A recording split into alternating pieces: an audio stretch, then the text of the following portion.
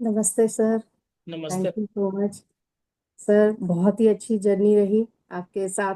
थोड़े देर बाद जुड़े लेकिन पहले के कोर्सेज किए थे। जैसे ही मैंने उपनिषद देखा और मैं पता नहीं क्या था कि पहले से कुछ तैयारी हो गई थी। एक नासिक गए थे। हम्म। वहां पर ये था, ये बुक्स का स्टॉल था जिसमें गीता प्रेस के सारे बुक्स मिल रही थी। हम्म। तो मैंने उपनिषद ही चुना।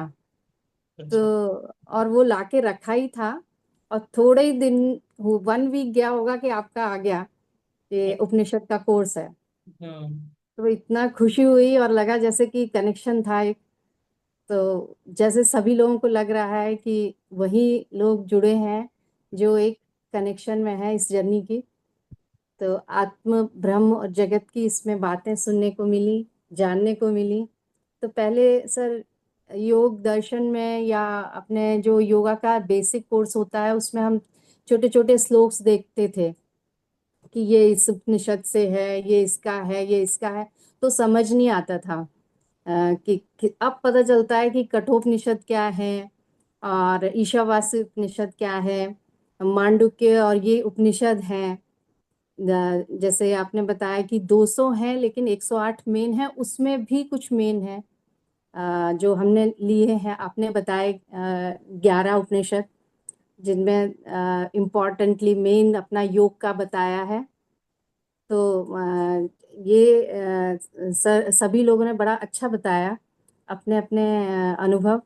मुझे भी वही लगा कि कैसे अपना आत्मिक जर्नी को हम और बढ़ा सकते हैं और अच्छा कर सकते हैं। तो वेदों से शुरू हुआ। 4 वेद जो सभी को पता ही हैं। तो उनमें जो ऋग्वेद है उसमें 10 उपनिषद का मैंने कहीं पढ़ा, आपने बताया। फिर कृष्ण और शुक्ल यजुर्वेद नहीं पता था कि ये 2 शाखाएं हैं, वो पता चली आपसे। और इसमें 32 उपनिषद हैं यजुर्वेद में। अथर्ववेद में 31 उपनिषद हैं, ये पता चला। और पतंजलि ने अथर्ववेद में अच्छे से बताया है। फिर सामवेद में 16 उपनिषद हैं। तो ऐसे मिला करके अपना 108 उपनिषद हमें मिले हैं, जिनमें आपने जो हमें 11 बताए हैं और तरीका जो बताया है आपने, उन्होंने भी बताया अभी कि जो श्रवण, मनन, निधिध्यासन बहुत इम्पोर्टेंट है। अगर हम सुन नहीं रहे हैं तो हम मनन नहीं कर सकते, हम मनन नहीं कर सकते तो उसे आत्मसात नहीं कर सकते। तो वही। वो बहुत ही खूबसूरत तरीके से आपने जो समझाया और आधुनिकता उसमें डाली। और ब्यूटीफुल आपके जो साइन बने हुए हैं उसमें कि ये किससे कैसे रिलेट किया है। बहुत अच्छा बताया सर। सच में लगा कि हम आपके साथ हमेशा सर, ऑनेस्टली, जब भी क्लास करते हैं ना क्लैरिटी मिलती है। नहीं तो सिर के ऊपर से जाती हैं चीजें, पर कुछ पकड़ लेते हैं। और यही है कि हमें उसमें अंदर श्रवण मनन का अभ्यास अब समझ में आ रहा है किस तरह से कैसे करना है।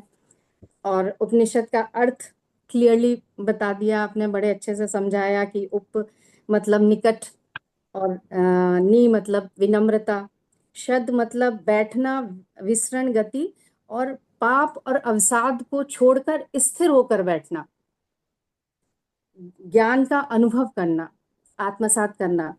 तो ये चीजें बहुत अच्छे से समझ में आई।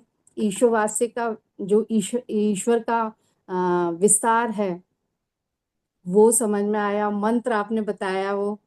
तो और एक एक उपनिषद ऐसा लगा कि अभी थोड़ा सा टाइम और सर दे देते तो सारा थोड़ा और पढ़ने मिल जाता।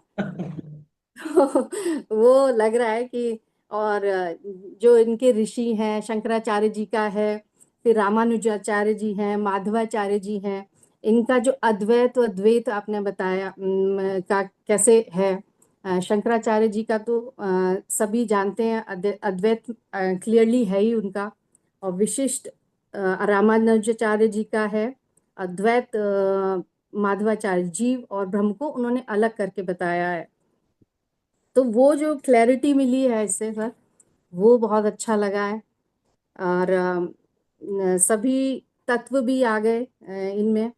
और 5 अग्नियां बताई आपने, वो बिल्कुल नहीं पता था, पता चला। और इसके जो तरीके थे, संहिताएं, अरण्यक, ब्राह्मण, अरण्यक और उपनिषद, ऋग्वेद को जानने के 4, तो वो समझ आए। तो thank you so much sir, बहुत कुछ लिख लिया है। और लेकिन यही है कि वो सब याद नहीं रहेगा, इसलिए रिवीजन मिलता रहे तो अच्छा रहेगा सर। चाहेंगे और अच्छे से आप वेद वाला भी ले आए तो और क्लैरिटी मिले। 4 वेद भी पढ़ाना चाहिए ऐसा। हाँ सर। ठीक है। ये वो भी। तो एक तो बड़ा विषय है, फिर भी उसका प्लान किया जाएगा। और ये सभी ने बोला है कि इतने सरल तरीके से आपने बताया है ना, जो क्लियर किया है उसमें अपने पीडीएफ में, बहुत सुंदर सर। एकदम उससे देख करके ही साइंस से भी समझ में आता है कि किस तरह से पढ़ा जाए और समझा जाए। तो thank you so much sir. बहुत कुछ है बात करने के लिए, लेकिन अभी सभी को बोलना है, तो थैंक यू। मैं अहमदाबाद से अनीता, और सभी को मेरी तरफ से नमस्ते।